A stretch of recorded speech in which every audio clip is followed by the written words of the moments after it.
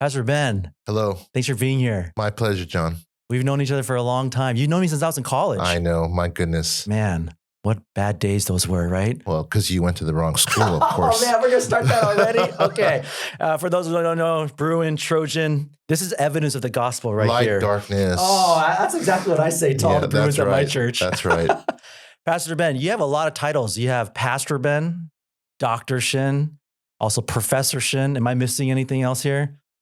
Ordinary guy. There's Appa Shin too, yeah, right? That's right. You know, I still remember there's a KCM chapel you preached at when I was in college. And you kind of grew up very differently than my friends and some, I guess, typical Koreans, where you didn't really grow up with a bunch of Asians, right? Not at all. Deep Korean culture. I still remember this joke that you said where when you were growing up, white people will come up to you, kind of make fun of you and be like, "Whoa!" And then you said, like, I don't know what you're doing. What is that? That's right. That's right. Tell me about that. How did you grow up like that? Well, born in Pasadena in the 60s, and this precedes the area code numeric of 626, which usually signals something Asian. Back then it was 818. And my phone is actually 818 area code as well. Wow. So I was one of the only Asians in my school, in my church, in my neighborhood. So I was completely unaware of the foreign aspect of Koreanness. So again, it wasn't until I went to college at UCLA that I realized and learned more about my ethnic culture.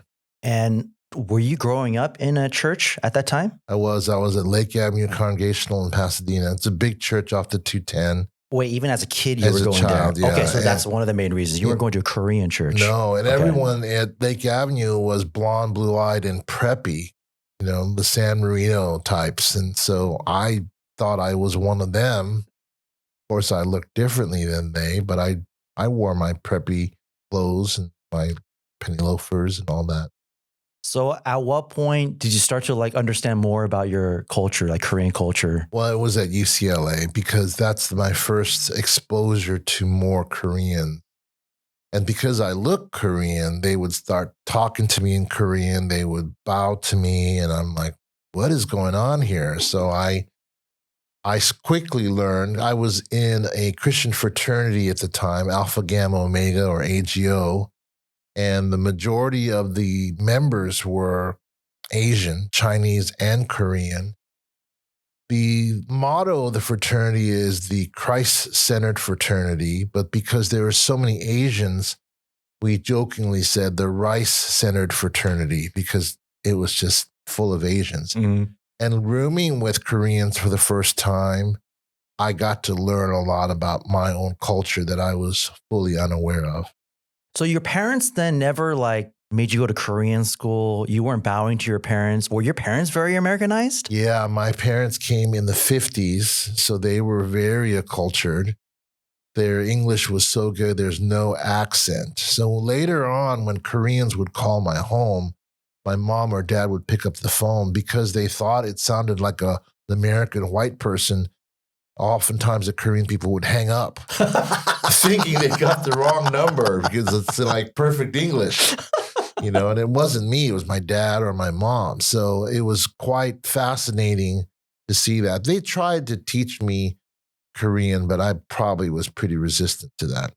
But your parents, they spoke Korean though? Yeah, they did.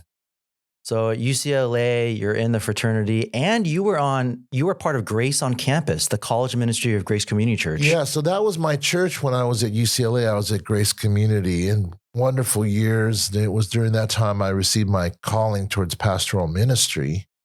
And I was part of the founding group of Grace on Campus in 1986. And the reason why was they needed a worship leader, and I played the guitar. I was a worship leader before I was a pastor. So I was the praise guy for Grace on Campus when it first started. And those were good years. We did it on Friday night. And the irony, John, is much later, in the last maybe 10 to 15 years, the majority of people who came to Grace on Campus are Asian.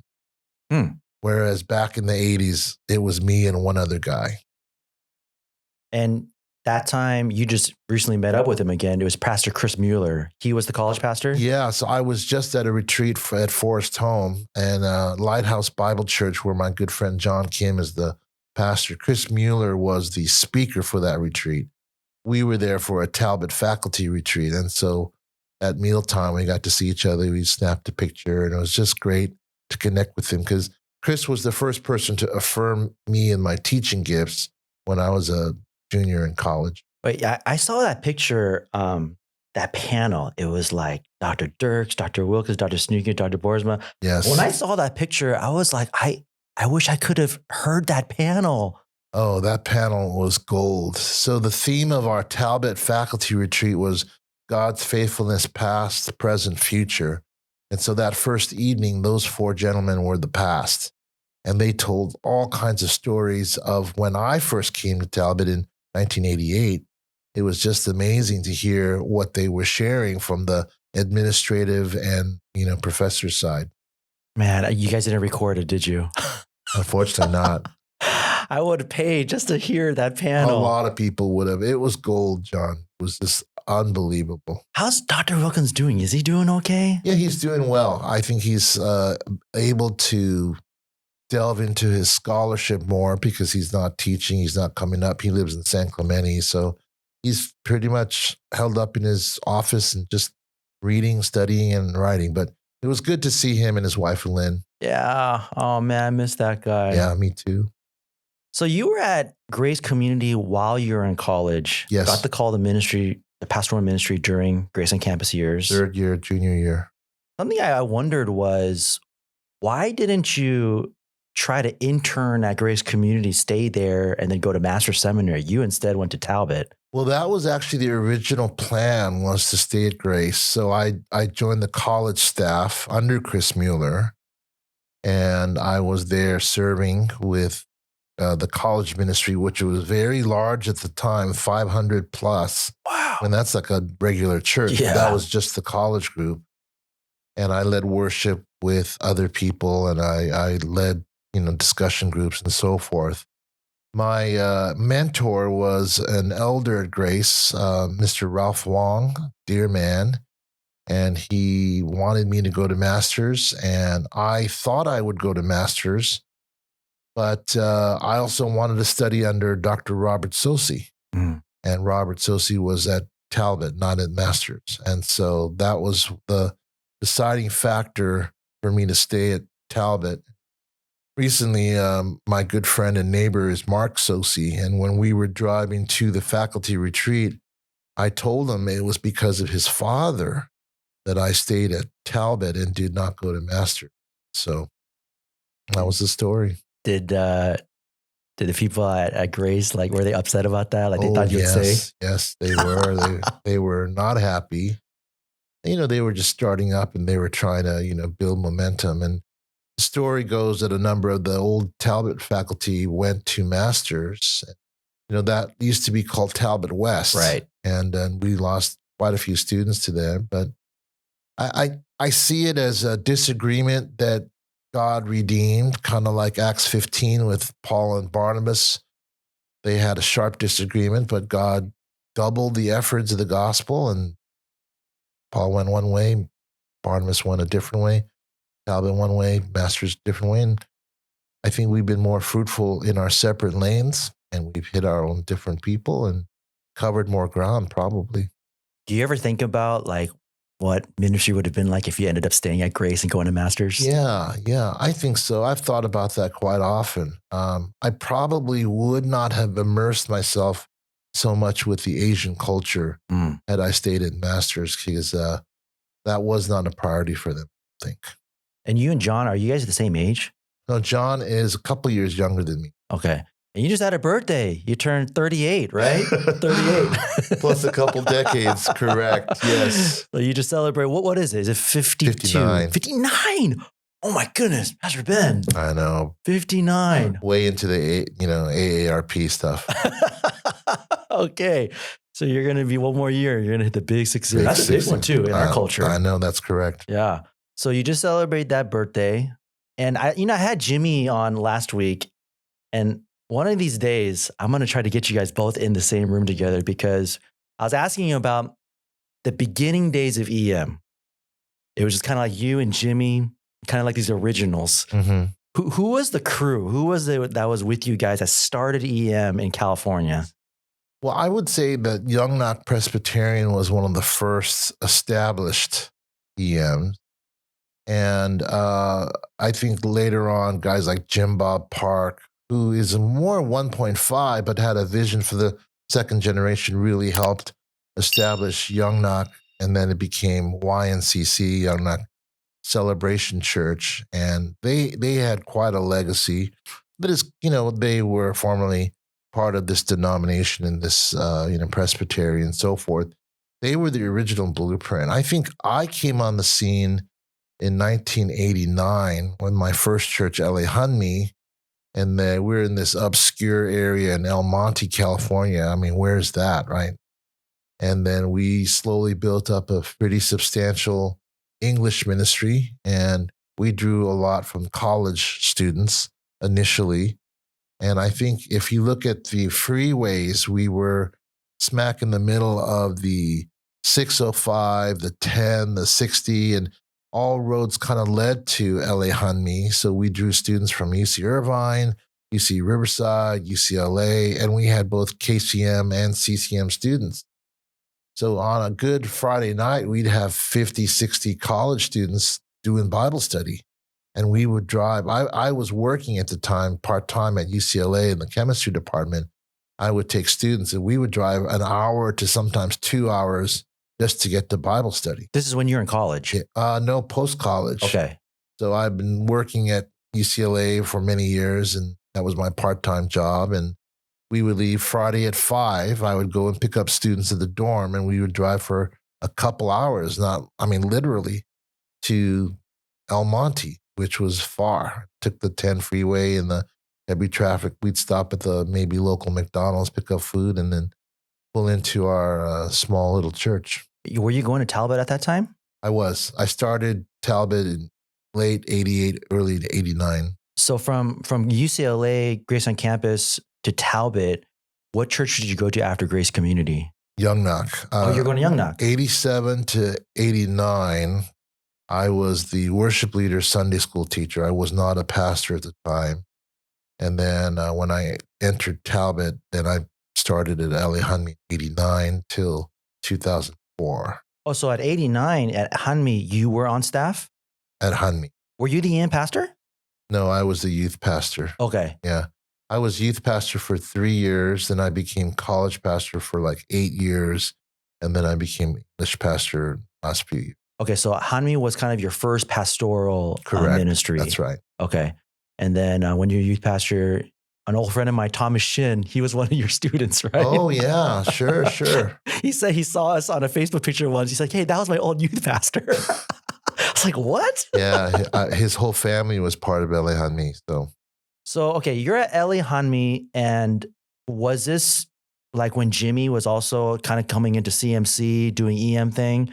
Jimmy was a little bit younger than me, so he probably followed my footsteps at his level, at his situation, probably 2 years after I did. And he's in Cerritos Mission Church and he had a very successful ministry.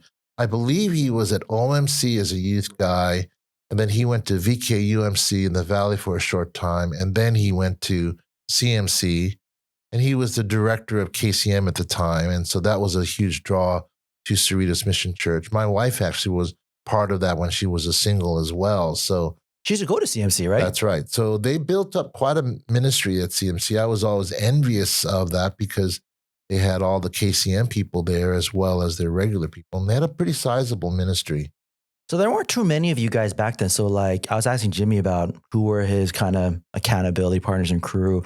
Who were the guys that you were chatting with? Because you guys were kind of starting something brand new. So there was a church in the Valley called VKCC, Valley Korean Community Church.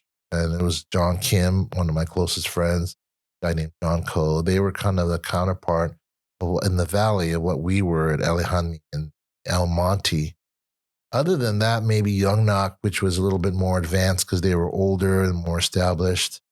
I can't really think of too many others, to be honest. Very small crew, right? Very small crew. And all of them were duplex situations, which meant that they were departments in KM immigrant churches. there was no idea of independency or autonomy at the time. And when did you take over CCM? Or did you start CCM? I don't even know the history of CCM. So CCM, which is Crossroads Campus Ministries, started in 1984, winter quarter, at UCLA, and it was entitled KCF, Korean Christian Fellowship, and then we added the A because we were English speaking. So for many years, we were KACF, Korean American Christian Fellowship, and it wasn't until 1998 that our board of trustees said, we felt that the K part was limiting, and we wanted to open it up to people who were non-Asian.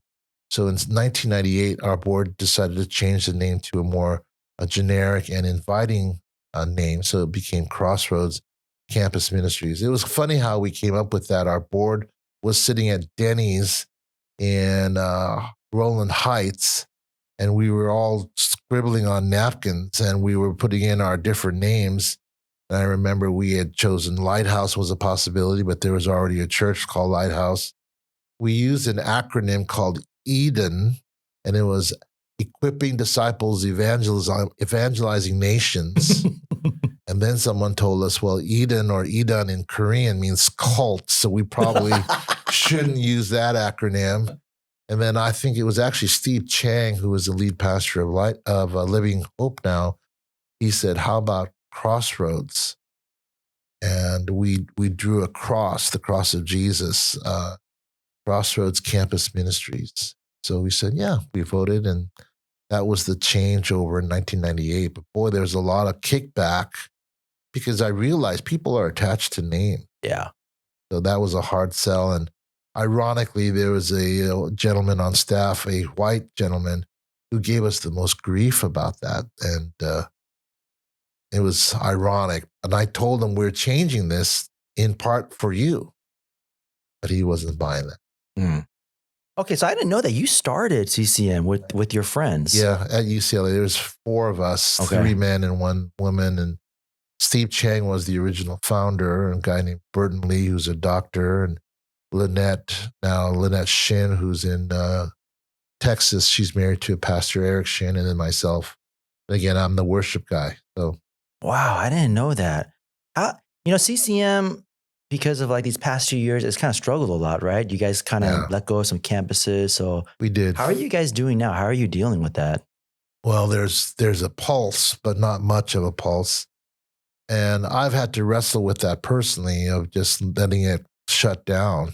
And we probably will. And I think our original intention was to try and get kids on college campuses into the ministry and direct them into the local church. We were under the conviction that that was the functionality and goal of a parachurch, to get them into the local church. And so in 2015, we had a campus down at UC San Diego. And when we started in 1990 at UC San Diego, there were really no English ministries or churches. But since then, there's been many. So in 2015, as our numbers were dwindling because people were going to church, we decided to shut that down. And then most recently, and including the pandemic, there's been challenges. But I'm happy to say I think there are a lot of good churches now, so that our ministry may not be necessary. And there are still many good campus ministries like KCM and others that are still serving that function. So you guys still have UCLA and UCI right now? UCLA currently. Yeah, that's about it. Oh, so UCI also. Oh, I didn't know that. Yeah. Oh, my goodness. That's just this fall. Oh, my goodness. That used to be our biggest one, but different things happened. So yeah, I remember preaching for them during the pandemic. Yeah, you were part of this preaching rotation quite often, yes. Oh, my goodness. So you got UCLA. Is that still going well over there? So, Michael Yunsaby Lee, he's the campus director there. So I didn't know that. Yeah. Michael, okay. He's doing great. Is he preaching there every week? They're doing a small group Bible study, so they're kind of going through a book on the book of James. And there's maybe 5 to 7 people who are real faithful and want to do that. So that's kind of what we're doing there. Is there like a plan of action to kind of open up more campuses again? Are you guys thinking about that? We've been asked to, and if it happens, we want to make sure we have good personnel for that. And we want to make sure that there's good students that will be able to take the lead on that. So we're looking at campuses that there aren't a bunch of campus ministries. So like Caltech and Art Center, Pomona College, places that maybe other campus ministries are not there. So we're praying about it. Okay. Was that hard for you? Like seeing CCM kind of get to this point? Yeah. Because I've been doing it 38 years. So, at first it was a challenge, but, I'm reminded of Ecclesiastes 3, there's a time for life and a time for death, and other things will come out of that. So again, there's been a lot of fruit. It's ironic. Recently, I've come across so many alumni who would come up to me, oh, I was in CCM, and I don't know them because I was just the speaker and they were in the audience. So we didn't have personal interaction. But even at our church, a bunch of CCM people have showed up and they said, we came because we used to speak for our campus ministry. Wow. So God's still reminding me that God used CCM for many years. And, that I'm just really thankful for. L.A. Hanmi was your first kind of pastoral position. So Yes. You got to experience what we often call this KM versus EM dynamic. And it was challenging for all of us for different reasons and challenging for both sides. I want to remind everyone that it was hard for KM too. I think that's a part many of us kind of don't think about a lot. I remember taking the Asian American ministries class at Talbot, and you shared some wild stories, at your experience at Hanmi. Without naming names, what were some of those stories that you experienced? There's some challenges. Well, let me say, first of all, most of my memories at L.A. Hanmi were just great. And I still keep in touch with many of the people who were part of that. I was there for 15 years, so 89 to 2004. So it was just a great experience. I learned a lot. I made tons of mistakes, probably more mistakes than is allowable, yet they kept me on. So that was really good.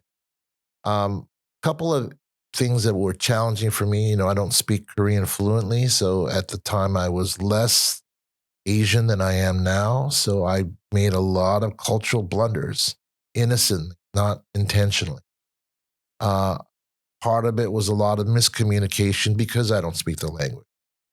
A lot of it were just rookie mistakes because I was just starting in ministry. So how old were you when you took over the EM? How old were you? Oh boy, let me think. So started it when I was around 25. I probably took over the EM when I was like 36 or 7. Okay. All right. You became the EM pastor. Yeah. And I was single too. So I didn't get married till after I finished at LA. That's right. So I got engaged to Jen, my wife, my last year of LA Hanmi.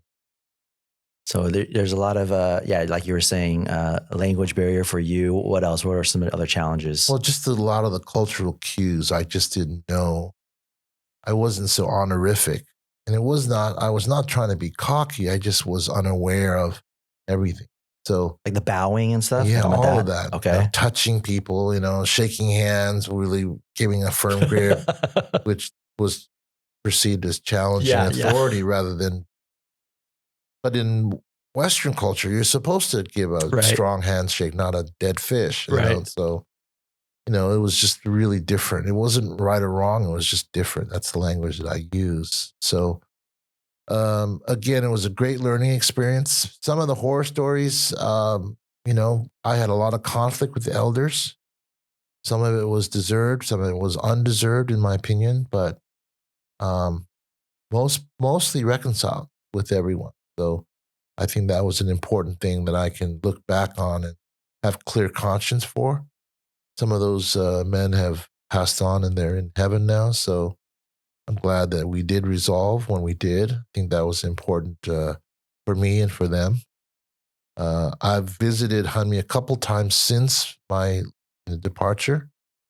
Was even invited one time to come back as the English pastor. Really? When? Yeah, one of the elders asked me several years ago when I was not pastoring at the time, and I kindly declined. Wow, I didn't know that. They asked you to come back. Wow. That's why I did not know that. Yeah. I think I entertained that possibility for like 5 seconds. And I said, yeah, no, thank you. Jen was like, no. What was it like working with the KM pastor there? What was your relationship like? The KM pastor was outstanding. Reverend Kim he always had my back. He's still there? No, he had moved on. He had retired. He retired right before I had left about a year later. He's still around here in California? Yes. Okay. Yes. He does missions work. Okay.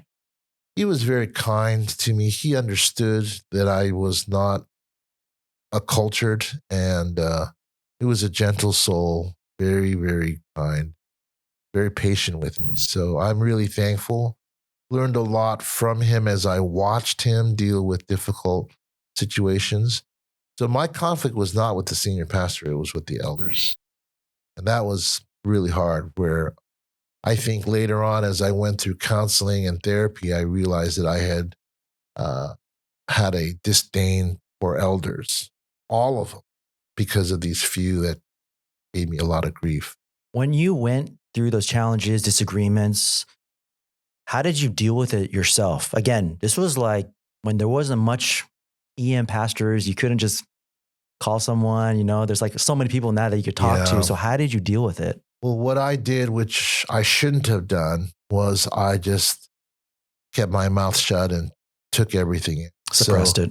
Yeah, I suppressed it. So I'm a people pleaser. So because of that, I became what my counselor called a compliant or super compliant, which meant that for the sake of peace, I would violate my conscience and conviction on things that I knew were right.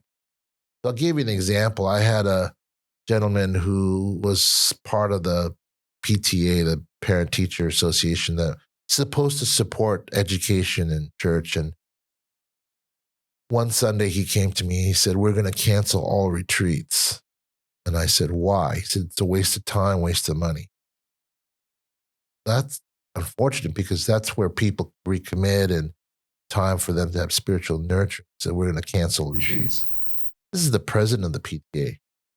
And then he says, "We're going to substitute Friday night Bible study with SAT school." Oh my God. And I said to him, "We're not a tutoring center, we're a church, and Friday nights are important." The straw that broke the camel's back was Sundays. He said, "Instead of Sunday school, we're going to have Korean language school in place of Sunday school." And I just said, "I'm not going to do that. This is Sunday. We can't do that. We can do it on the side. We can't do it in place." And I disobeyed him. It was hard, but I did. I had to stand my ground because I gave up all that other ground, right?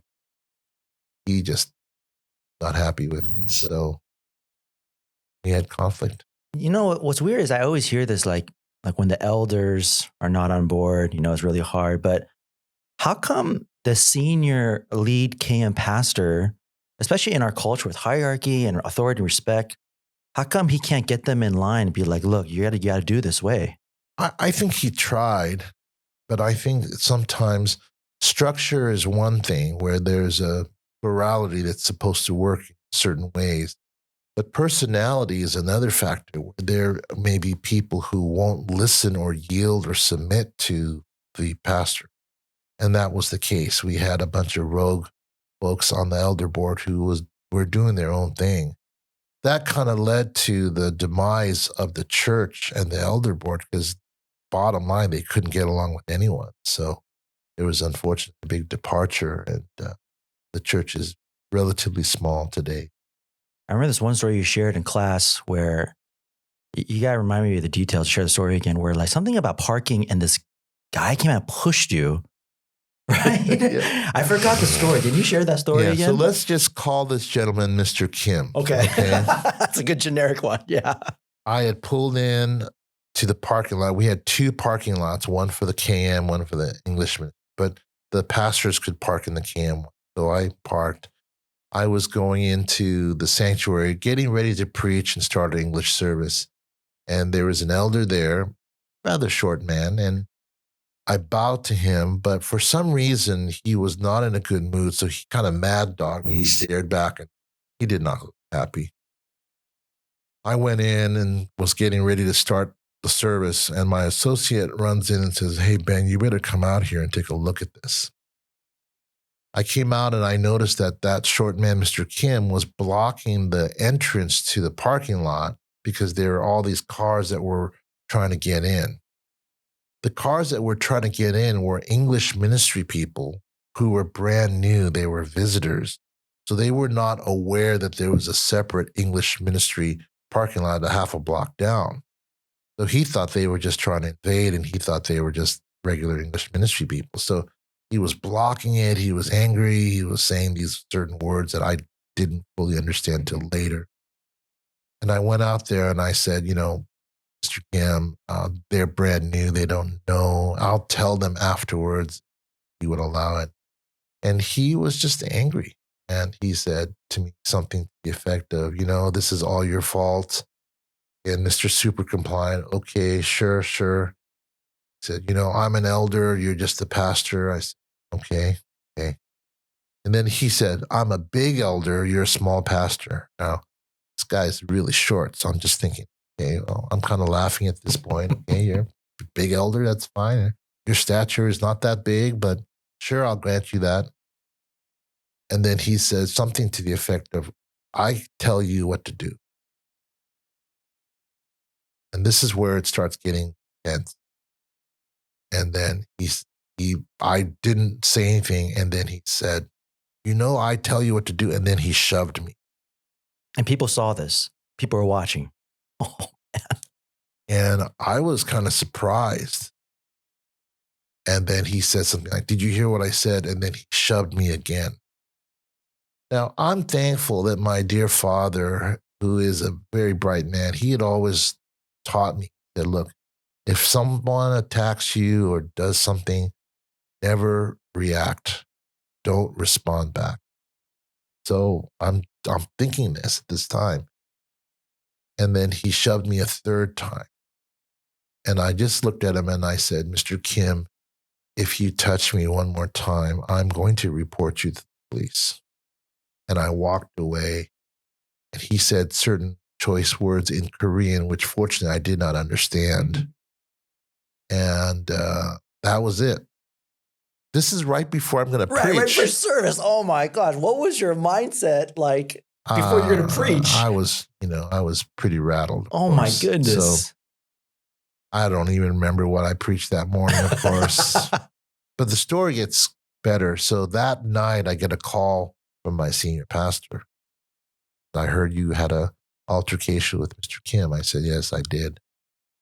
And then he said, Mr. Kim came to the elder board and said, Pastor Ben attacked me.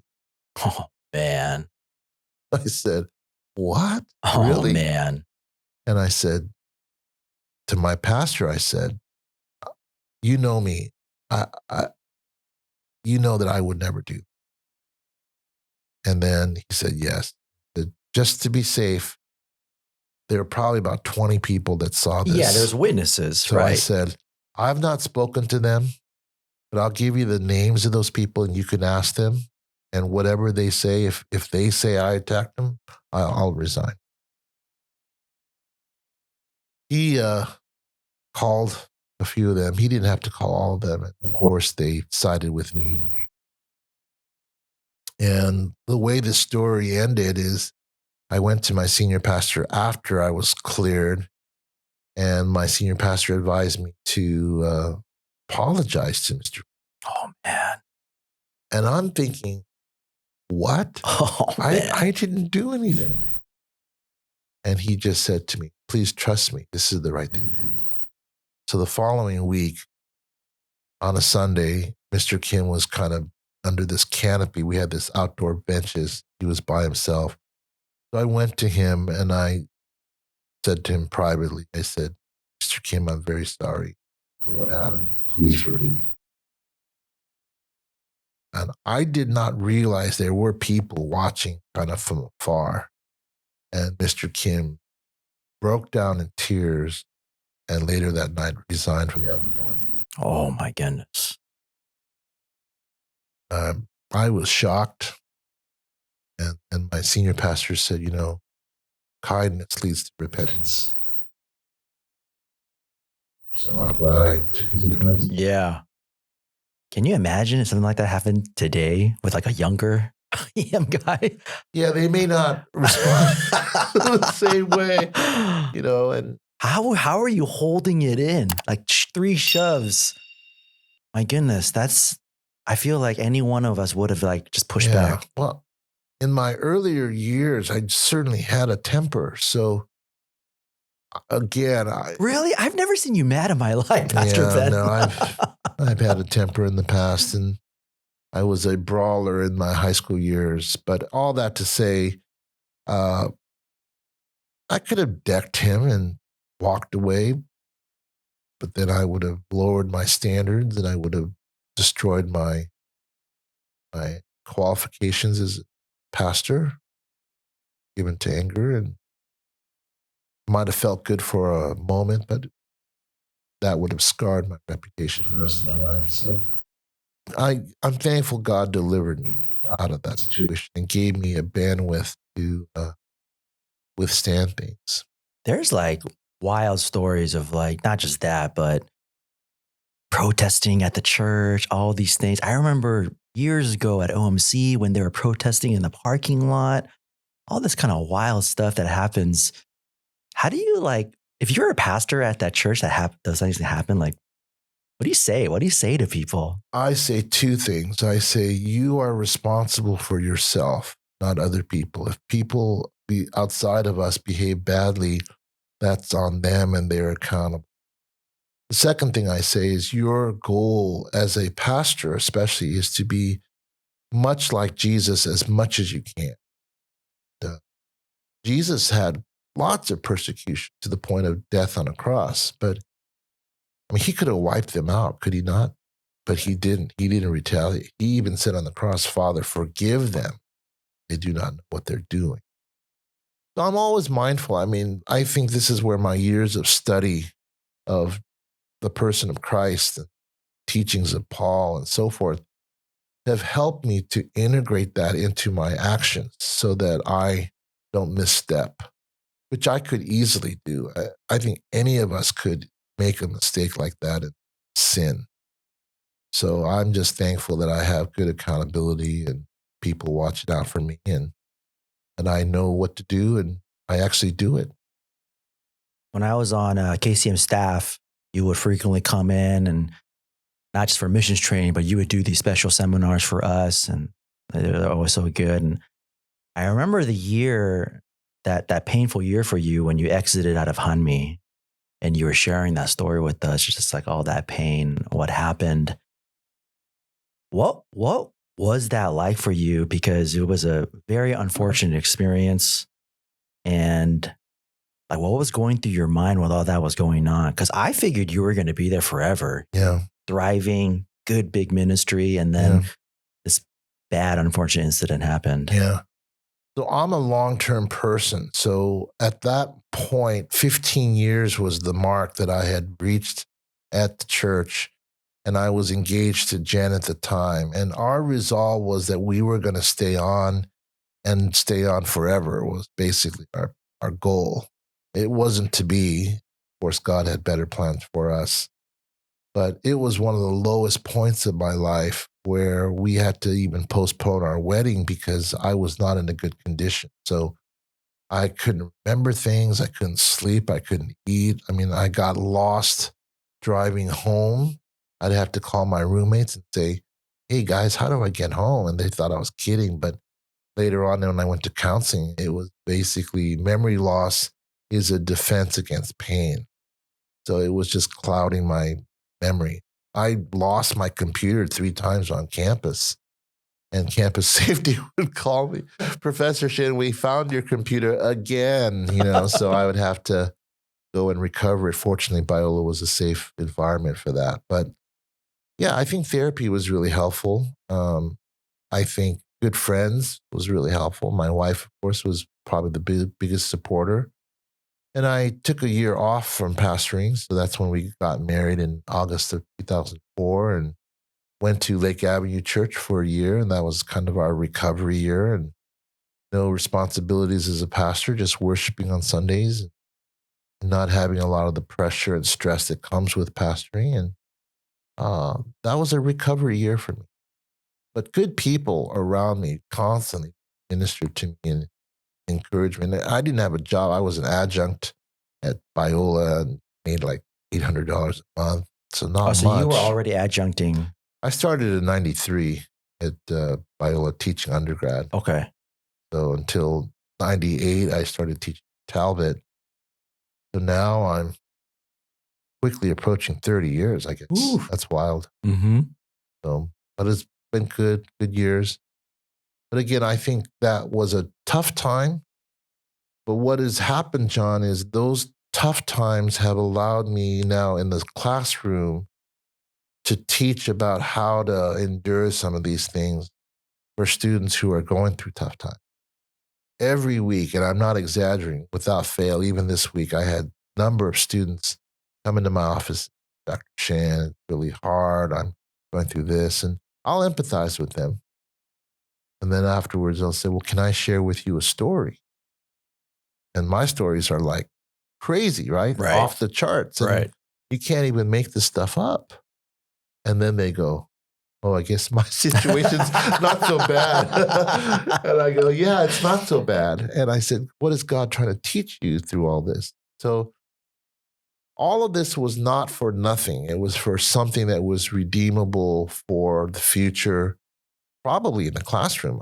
And then in my book as well, I wrote about this.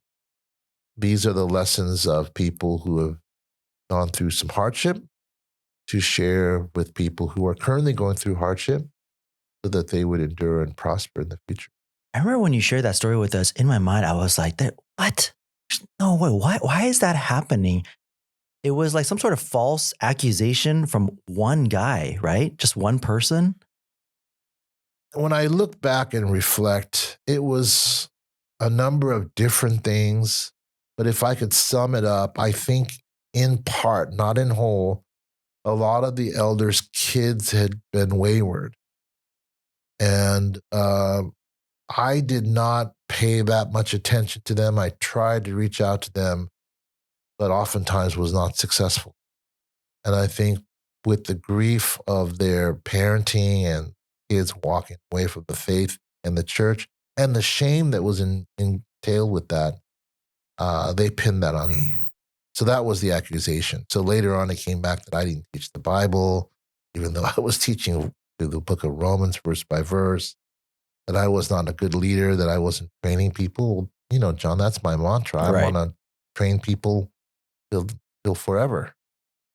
And that our ministry wasn't doing well, but at the time was at the height. Yeah, it was huge. Yeah. Again, the obscurity of El Monte, all of that seems unlikely from a setup standpoint of demographics and all that. But we were very successful. Again, great memories from that. I dwell on that primarily. How come when all this broke out, the senior pastor didn't protect you and say, no, this is not happening? Yeah, he tried. But again, remember, he retired a year before all this happened. Oh, so he was already gone. Oh, I didn't know that. So he wasn't even there. So the new guy that came in was actually younger than me. And then he also didn't have some of the academic credentials that I had. And I knew that might have been challenging for him. So I remember going to him. I had learned to bow and to honor him. And I said to him, I will follow you. I'll support you, whatever you ask me to do. I guess he didn't believe me because he came into my office one time and he asked me a question. He said to me, you're a Greek scholar, right? Well, no, I'm not a scholar, but I did my second master's in Greek. And he asked me a question that was quite encryptic. He said, what is the Greek word for authority? I said, oh, exousia, and so forth. He says, what does that look like? Then I explained it to him. And he said, okay, thank you. He walked out of the office. I remember I shared that experience with both my wife, Dr. Victor Ree from Talbot, and they both had the same reaction. They said, oh. And I said, oh no, what does that mean? He wasn't asking you about authority. He was telling you he's the authority. And I was like, what? It was kind of a passive aggressive jab saying that I'm Now, I didn't understand that because I'd already said to him, I'm going to submit to you. I'll follow you. But he didn't believe me. Now, again, there's a great redemptive ending to this. Many years later, after I had departed from Hanmi and he had departed, he was in Korea. One of our friends from Hanmi, because of her parents, they had a friendship with this pastor and they visited him in Busan.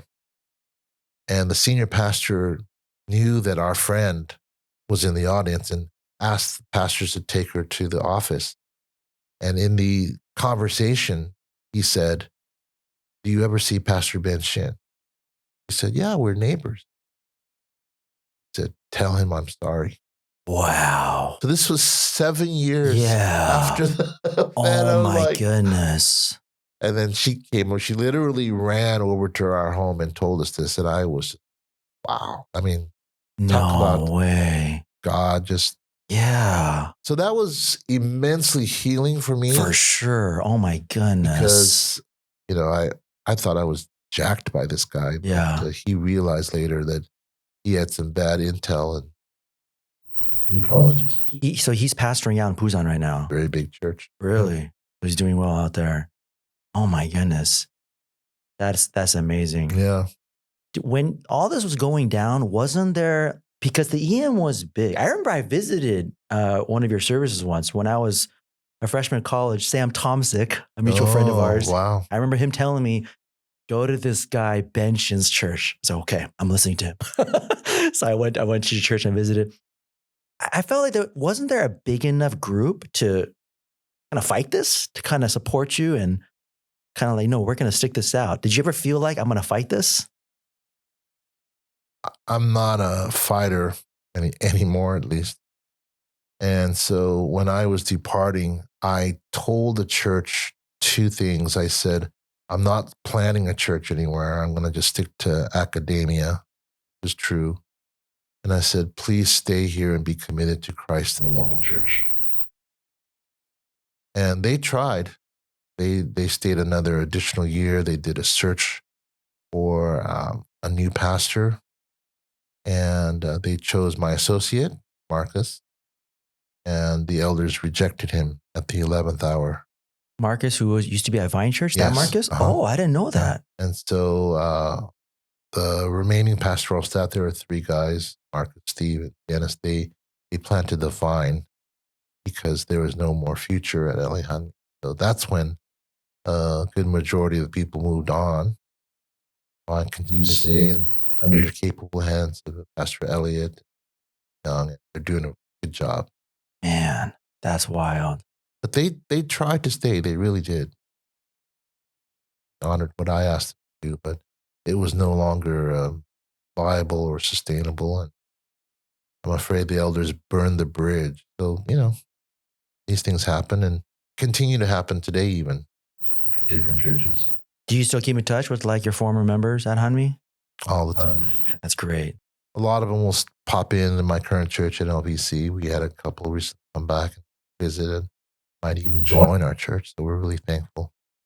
I remember that time you were out of pastoral ministry for a number of years. How long was it? How many years was it? Well, the first time was a year. That's when I got married. Then I started at Open Door in 2005 to 2012. I stopped in 2012 we started our Asian Demon program at Talbot. So I was out for 6 years from 2012 to 2018 and officially started my current church, NLVC, 2018. But Open Door, there was also some health complications with you, right? Yeah, I was pretty burnt out by 2012. So I stopped in August of 2012. I was just doing way too much. We had 2 little boys. I was finishing my doctorate at Dallas Seminary. I was teaching full-time at Talbot because I started in 2005 full-time and pastoring. And it was not sustainable. So health was the main reason I moved on. Yeah, it was a heart, right? Some heart issues, right? I did.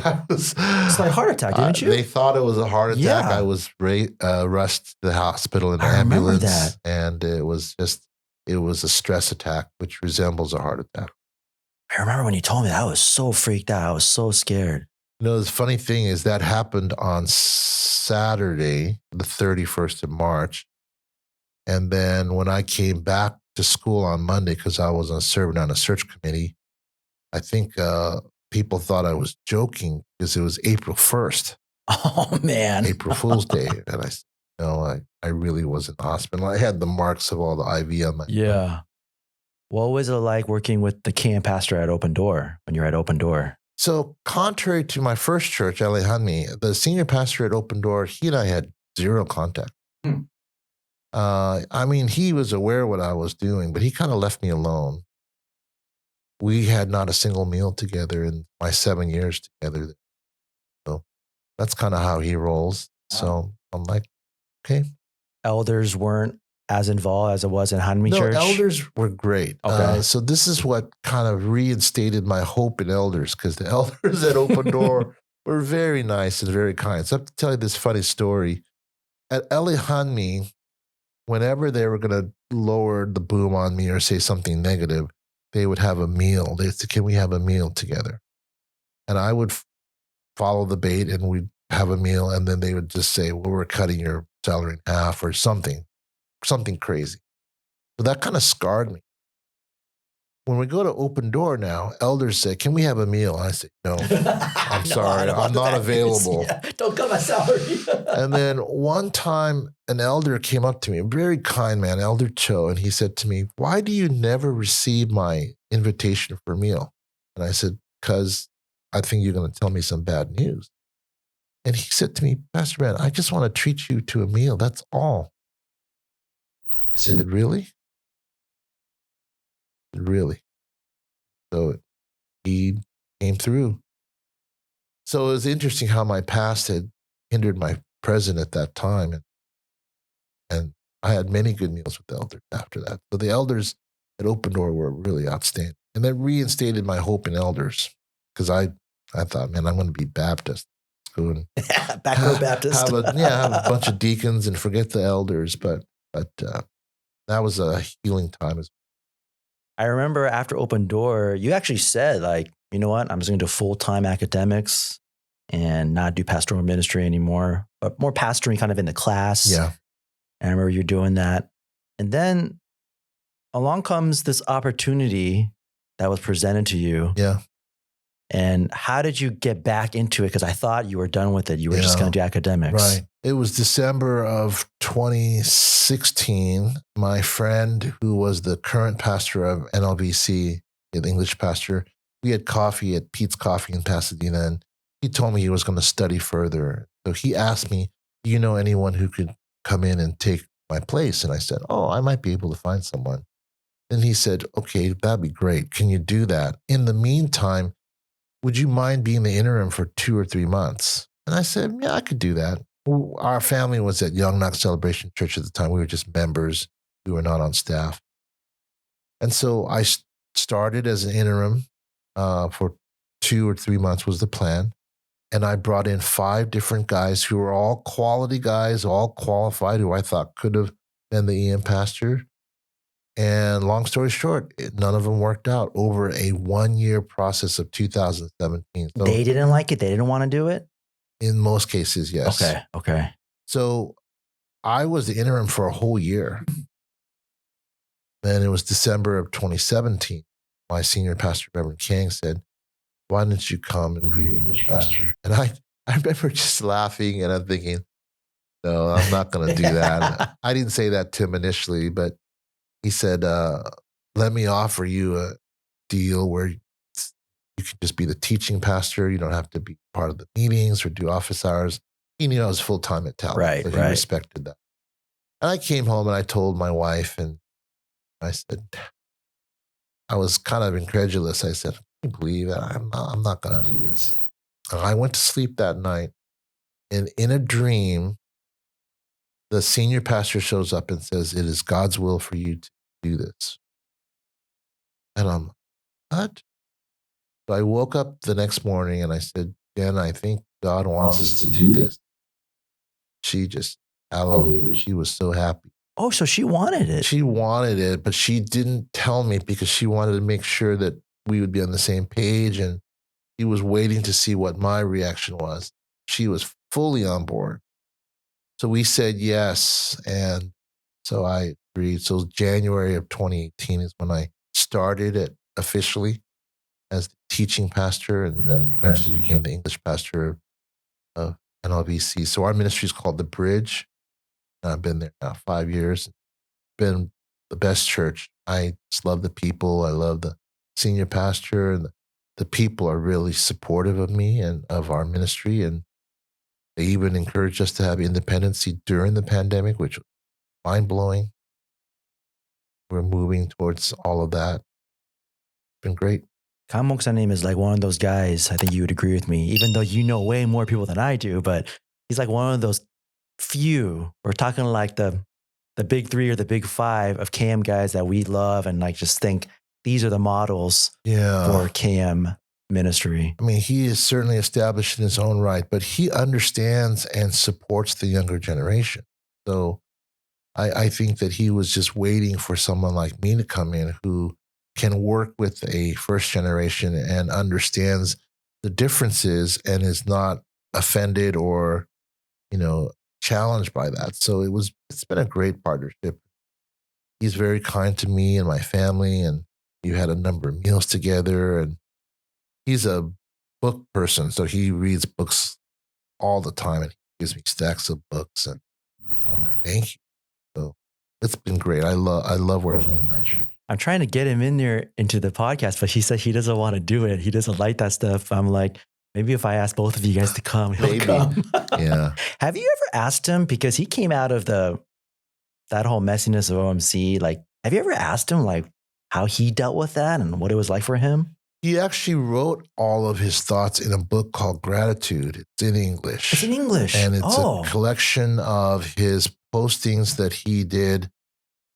This is before blogs, but he wrote for the Korean newspaper a number of articles that later got translated into this book. And when I read the book, I thought, wow, I mean, he went through a hard time. Oh, gosh. He was really so maligned messy and persecuted, and it was messy. Yeah. But, man, I mean, he did the Jesus thing. He responded, not returning evil for evil, turning the other cheek, blessing those who persecuted him. So in part, I could relate to that, but also I'm so respectful of him because he endured. He did never lowered his standard. Always was Christ-like in everything he did. Man, I like, again, him, Son Moksanim, these are like people that I wish could just write a book together, kind of like a training manual, I think that would be so good. I think Reverend King and I hope to co-author a book That'd be great. On this. And so eventually he told me he'd love to even do seminars where we invite him and pastors together to come and, give them some instruction of how to survive and flourish. Now, is it true? I don't know if this is a rumor or not, but I think we talked about it where the Gospel Coalition asked Kang Moksanim to like join like a Korean division or like part of the council. I've heard that. I cannot confirm that. Okay. I'm not sure. I wouldn't be surprised. When I heard that, I was like, I didn't know Kang Moksanim was like that well known to even like for Gospel Coalition to reach out to him like that. Well, he's written more than 60 books. So he's a very well-published author in Korea. Most pastors know him. When I travel and visit different churches all over the country, they'll say, the pastors, the KM pastors will find that I'm from Kang Moksanim Church. They say, oh, he was my mentor. Oh, no way. We did this recently in Portland, Oregon, where my mother-in-law goes to a church, and I showed up. Turns out the youth pastor was one of my Talbot students who was online. And then the senior pastor found out I was there, and he came up with his entourage and said, oh, Kang Moksanim is my mentor too. So very nice. You guys are very similar in that sense. Like, I guess so. Mentored a bunch of guys, you know? And I remember you said this a long time ago. I don't know if you still say this, but you always said like you felt like you were a pastor to pastors. That's what I always thought. Mentoring, coaching a bunch of guys. You've known me for like 20 years and have guided me in my life and married my wife and I, you know me for a long time and I still talk to you. What you have this unbelievable, I guess, experience where you have seen generations of pastors cycle in and out, and you have trained young guys like me, and you've watched us now get into like our 40s and 50s and things like that.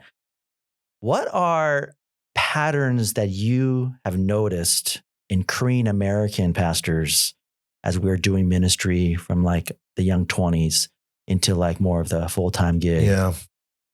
Well, first of all, let me say that just means I'm old, John. And I've been around a long time. I think the one thing that I see that is missing with younger guys now is the resilience, meaning the bounce back thing. I think that the hardship that I've experienced and others like yourself and other my colleagues, the hardship seasoned them. It gave them experience. It maybe even toughened them up. Ministry is tough, period, no matter where you are. You don't have to be Korean to know that. Every ministry, is tough.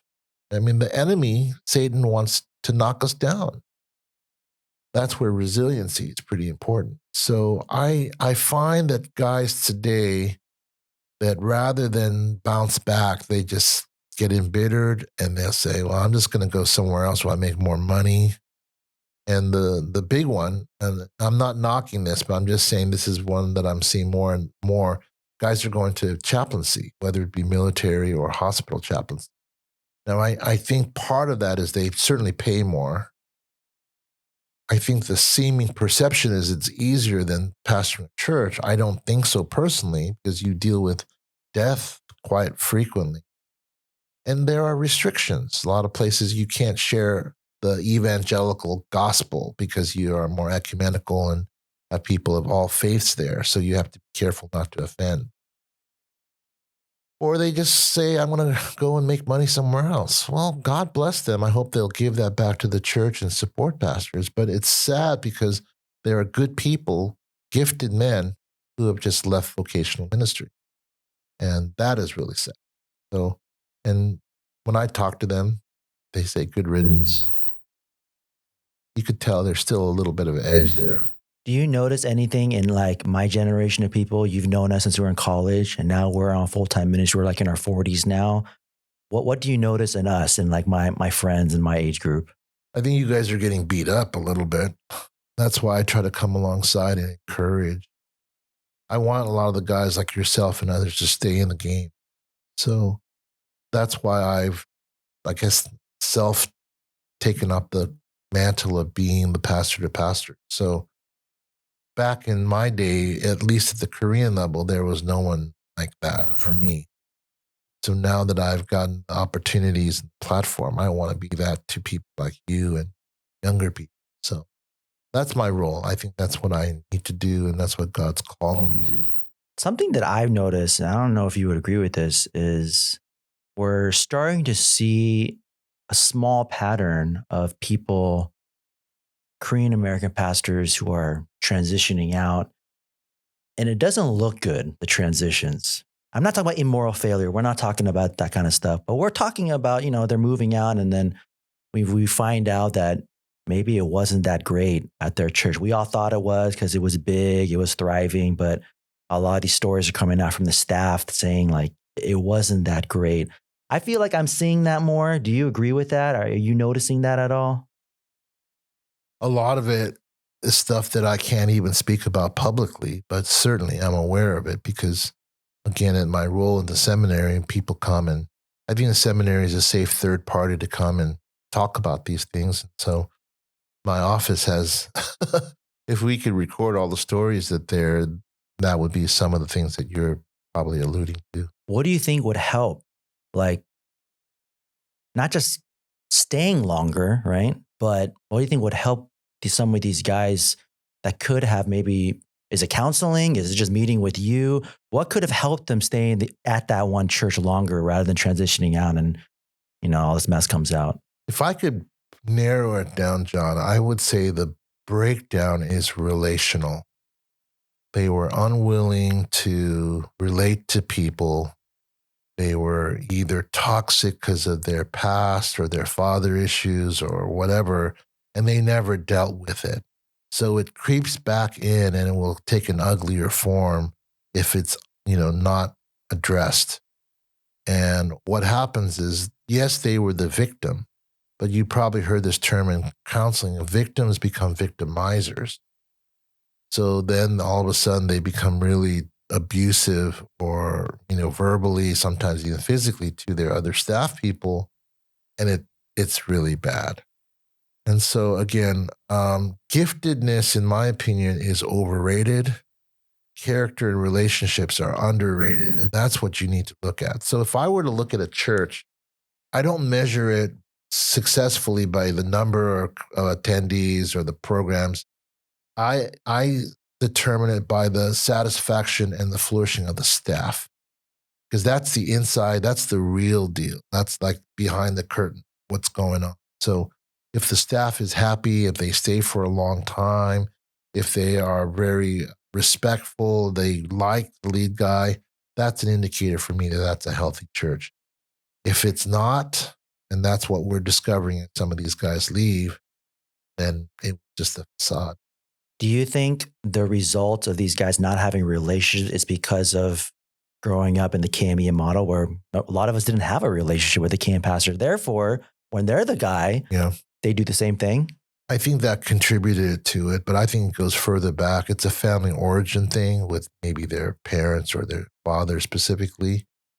And a lot of these guys, based on personality, they're introverts to begin with. So just relating to people.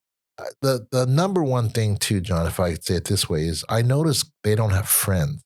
And when you don't have friends, you don't have people you can relate to, that you could share with, or people that could even nicely and kindly call you out on things. So, I'm teaching pastoral ministry classes now at Talbot. So in my pastoral ministry class, I have a project called the Friendship Project.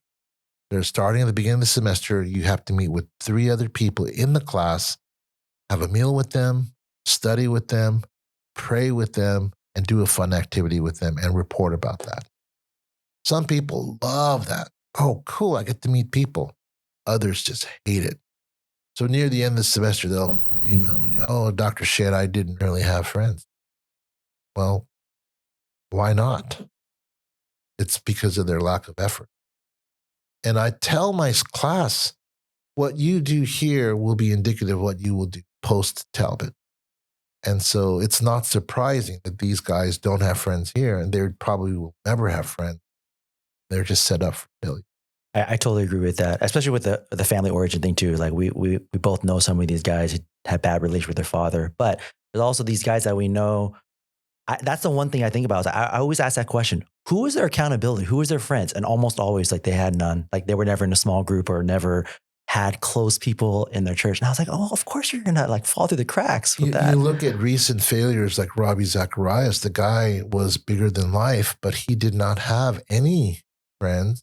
And unfortunately, his family covered for him with all of his gross sins. And that's a sure formula for disaster. And it has been.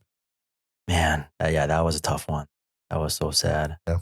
You know about what we're trying to do here at the seminary. We're trying to start this English speaking track that I'm a part of and helping out build out. And we're trying to really bring Cam and Ian pastors from the same church here, really cultivate that bridge and that relationship. When you hear that, when you first heard about this program, when I was talking to you about that, what were some of like your beginning thoughts? What were you thinking about? Well, I was excited about it, first of all, in part because I know you and all the people involved. And I just think there can't be enough of these things, because I realize that everyone has their own niche or tribe. You have the PCA guys, the gospel center guys, the charismatic guys, the Bible guys. And I think that we can work together on a larger space, but there also needs to be a space that people feel comfortable for. And so I'm glad that this seminary and you and the group that I know are working towards this, because it's important to have. And I just hope that you get a lot of traction and good people to be a part of it. When we talk about that bridge between KME and ministry and trying to really build that, what do you think are like some good ideas to implement, whether it's like in the form of an elective class or even through our academics? That's one thing that we're going to really try to set us apart from other seminaries. So even in our classes, our application will be very focused on the culture, because that's what they're dealing with at their church. What are some ideas that come to your mind of when we're trying to focus on this goal between KM and EM? Yeah. The word that comes to mind is understanding. So whether it be in a seminar or a class or a book, I think when people understand what's going on from the other person's perspective, they're going to be more charitable, gracious. I think when people are so narrow, they think, well, I'm right and everyone else is wrong. Or they try to superimpose their Western ways on a very Eastern culture. That's not going to work. So I tell people you have to be like a missionary. Most of our people have gone on mission. You can't come blistering in and say, I'm an American, this is the way we do it. No one would do missions that way. And people have tried that and it's failed miserably. We have to become all things to all people, right? 1 Corinthians 9:19-23, Paul says, I become all things to all people for the sake of the gospel so that I may win some. And I just think that that's something that needs to happen more, and whatever means can accomplish that. Hallelujah. And so again, your efforts, I applaud it greatly. You at your church it's not just a KM thing, but you're actually also in a position of where you're a boomer, right? Boomer generation.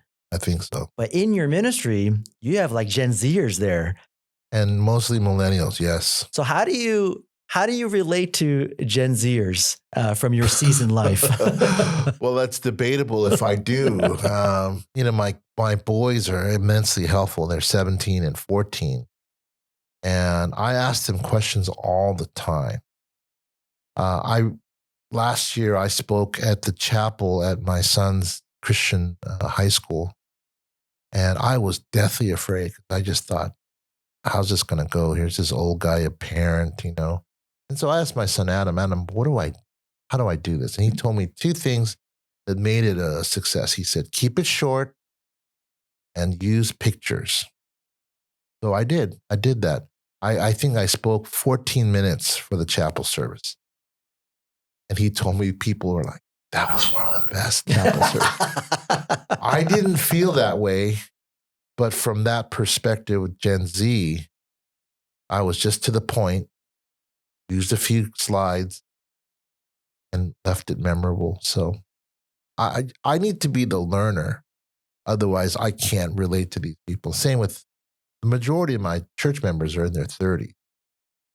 I'm almost double their age. So I need to really keen, and you've heard this, I need to do exegesis not of the passage only, but of the people, so that I know how to match the message with the people. In your experience of like Korean EM, CCM, you've been on mission trips, you have a really long resume of experience. What do you think are some things that Korean American EMs can learn from first generation KM? The first thing is sacrifice. I don't know if that's something in our vocabulary. Certainly not in our practice. I would say endurance/resilience. When something bad happens, you need to be able to go through it and bounce back, not run from it. If you look at the immigrant stories of our parents and grandparents, man, they went through a lot. They went through wars. And coming here from a very affluent situation or a prestigious situation and coming here and starting from ground zero, that's hard. We need to learn humility. That's part of the humbling process. I think the reason our first generation are sacrificial and are enduring because they're humble. I'm afraid our generation is more entitled. We think we deserve everything. We have this consumerist mentality because we've been spoiled. We didn't go through the experiences that they did. So I understand it. But that's not an excuse for us to not be humble and resilient, sacrifice. The last thing I would say is we need to really relate to people well. And that's something that it's so ironic. Everyone wants to do multi-ethnic church. And I think that's fine. I think we're going to end up that way in Revelation 5 and 7, certainly. But we can't relate to our own people in a different generation. You want to relate to the rest of the world? How does that work? I don't think it works. So relating to people is not just ethnicities, but it's also generation and also the male-female thing. And I just don't think we're good at those things. And so those would be things I'd want to emphasize. That's what I'm trying to teach in my classes. I've been given the trust from Mick Borsman to teach all the field ed and apprenticeship classes. That's huge, huge shoes to fill, but I was taught well, so I'm happy to say I can teach. Being in pastoral ministry at the same time helps me. But the thing that I'm trying to emphasize is teach everything that I didn't learn in seminary, which was a lot. Yes. And a lot of them are more competencies like conflict resolution, leading a meeting, things like that, how to be self-disciplined. So those are things that I get to teach, and I'm really thankful, and students have taken to it. What about the opposite? What do you think first generation KM can learn from EM, Korean American EM? So I use the parallel of children with parents, and that is simply that parents need to understand that kids are just different and be good with that. My sons listen to all kinds of music that I think is unintelligible. Sorry, they just say that. And I'm a big music fan. Don't get me wrong. Yeah. I mean, I love music, multiple genres, but I just can't understand some of this stuff. It doesn't seem appealing to me. Is it wrong? No, it's not wrong. It's different. I need to understand some of these things. And my son says, "Oh, Drake dropped a new thing." I'm like, "Okay, who's Drake?" Post Malone said this. Okay, who's Post Malone? And I need to be open to be okay with differences. That's the thing that I think first generation really needs to understand. If you are too rigid, you will drive people away, just like the parent-child relationship. The same is true in the KM-EM relationship. If you can't accept that they're different, they may be different theologically. They may be different in polity. You know, like I believe in immersion. First generation is mostly sprinkling. One right or wrong, well, you could debate it. It's the meaning more than the mode that really matters. And I try to emphasize that. So if people can understand the differences and be cool with it, I think that's going to lead to much more harmony. And I think that's what my senior pastor does really well. And I'm trying to do with the first generation as well. What I'm seeing is there's like your generation of pastors, and you guys are getting to that point of where retirement might be soon, or the next phase of ministry is coming soon. Yes. What do you see? Again, this is going back to my age group, kind of like, because for me, and I phrase it this way, because I brought this up a lot, I feel like your generation or your age group, there might not be a lot of trust for us to kind of maybe take over or maybe be the lead guys and things like that. So what do you think, or just what do you personally, what would you like to see in my age group to kind of have that trust and maybe gain that trust to be the lead guys? I know some of my friends are already lead guys, but I still feel like there's like that tension, you know? I don't know if that's a cultural thing. Maybe it's a skill thing. But what do you think needs to be present there? So I'm going to generalize. This is certainly not true for everyone, but a lot of folks your age have gone out and done church plants, and they have independent churches. I think that's great. And they've spread the gospel. They've reached out to lots of people.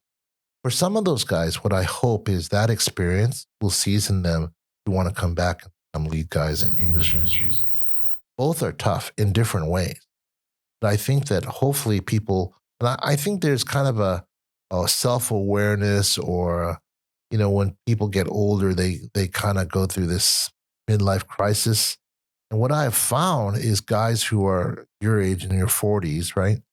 And who are getting a little bit older, they go, I might want to come back to the Korean church. Well, that's interesting. And so I have friends who go to Korea frequently who are younger and closer to my age. And I'm thinking, what's going on there? I think they're kind of coming to grips and appreciating and embracing their culture and their roots, which may lead them to go back into English ministries. Hopefully they'll be more seasoned, more wise, more savvy culturally, and that they would take up the mantle of English ministries again. So I know a couple of people who have done that, who are much older, and at the same time, you're surprised that they would do this, but at the same time, I think it's a great thing that they're doing, because I think they're better prepared for the long run. Let's say you were going to write a book on pastoral ministry. What would be some of the chapters in that book? What would be the topics that you would be covering in that book?